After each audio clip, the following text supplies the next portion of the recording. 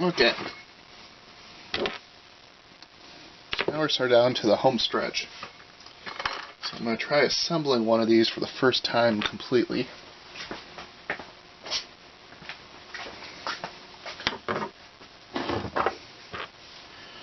First I'm just going to partially assemble one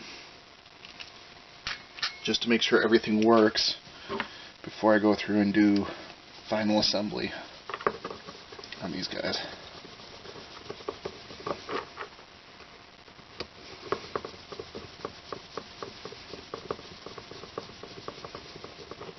The top just goes on like that. If all is well, my sensor should be off, which it is. And when I put a tip in, it should not stay off. Yep. So it's off right now. And now if I depress on the tip, and the tip depresses, man, not even a quarter of the way, you can see the light turns on and turns right back off.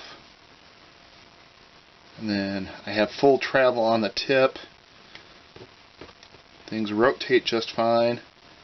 So I think that works. Now the only question is there too much force on the tip from that preload spring up there?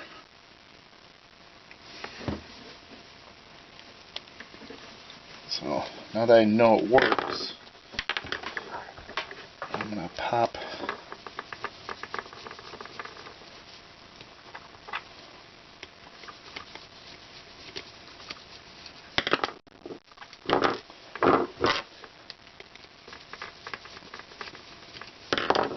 the cap off here. And as you can see, I got about 2 turns of preload. So I probably can take some of that out and not affect anything.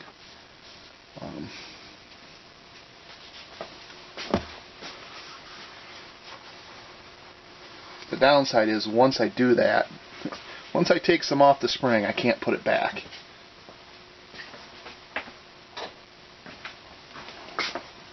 I think I do have, yes, I have 1 spare spring. So I'm just going to clip the top off the spring. Make sure to put the cut end into the cup, because this end needs to engage with the top of that.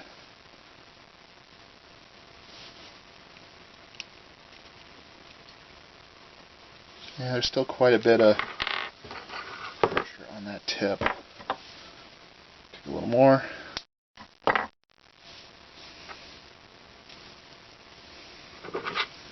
The whole point of this spring in the top, okay, now if you look at it, it's basically no pressure on that flag. The only point of this spring on the top is to keep the flag down when the tip is not pressed. If I didn't have that spring in there, if you did this, the flag would fall back and activate the sensor. So, I like that. I like that amount of pressure much better. And you notice can you see my hand? Yeah.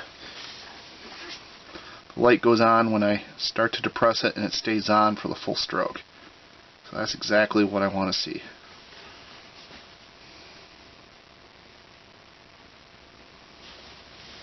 And the theory is, when this comes down and hits the part, the light will turn on to say, yep, you've touched the part, you can back off now.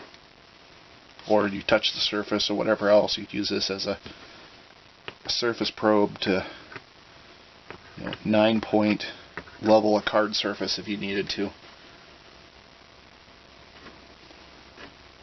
So again, I'm just looking at the height of the spring of my spring. I'm going to take off a little more to decide if any more needs to come off. Okay, I think I'm going to call that good. So standing up and leveled, there's like, what is that, about an 1/8 or a 1/16 inch of a gap. So So there's just next to no preload due to that spring when it's fully extended. And then the spring pressure ramps up as you press it in. But this force of my finger versus that force of my finger, it's slightly different, but it's nowhere near as different as it was before. Before, this was much, much stiffer to press in when this cap was removed versus now. The reason why you don't want a lot of force in this tip is when you go to pick something, if it isn't compliant, you'll either mush your tip or fling the part off into la-la land.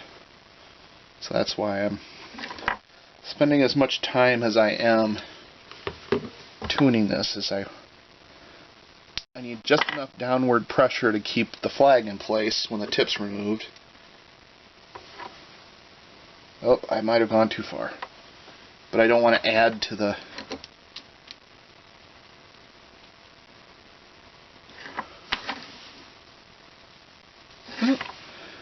That was almost too short, but it's still working. So I'm going to go with that. So I'm going to take this apart. Don't need that anymore. Tip out.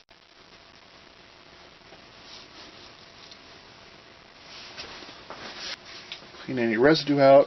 Make sure that's in. Now before I do the final assembly, I need a gasket on this surface. I'm just using some RTV silicone sealant. This happens to be Ultra Copper, and it was purely chosen because it's what I had around.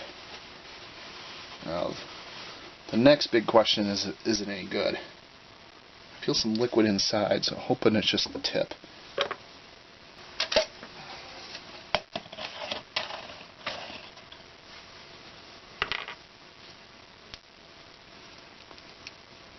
So apparently this tube's been sitting around for a little too long, and it's starting to set in the tube. But hopefully it's good enough for this project, because I don't have anything else on hand at the moment. It doesn't have to be RTV, automotive RTV. Silicone caulk probably would work just fine. You know, anything you can sort of spread on, let skin, and then assemble and seal the insides of the joint. So all I'm using this to do is fill all the little imperfections in the two meeting surfaces. Don't forget your spring. Okay, how long do I have to let this sit for?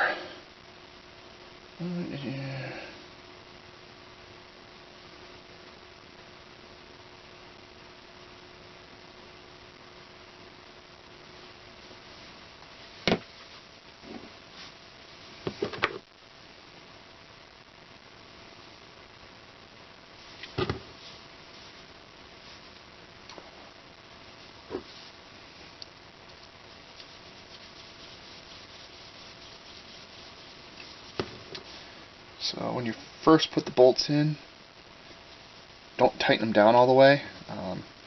Get them like 95% of the way there. You know, it's not touching yet until you have them all in place, and then slowly tighten them on opposite corners so that the cap seats on the surface nice and flat. If I tighten both screws on one side, it will compress the plastic and cause the other side to flip up, and then when you tighten that side back down, will cause a bow in the part and not seal as well.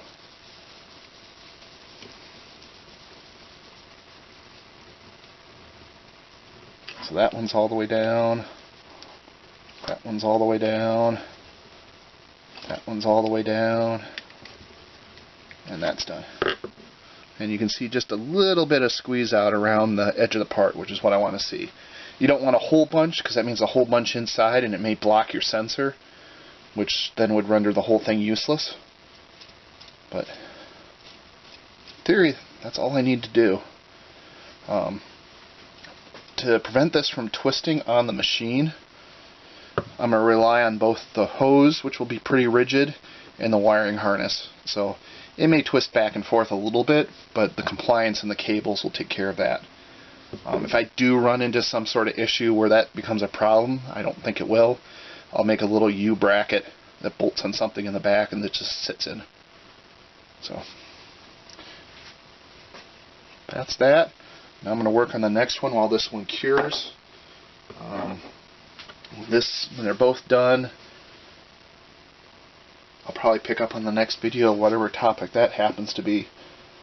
I'll probably start work next on the vacuum chamber on the top. So I'll record this one long as I got time left on my camera. It's starting to get full, and I'll probably just do a time lapse on it.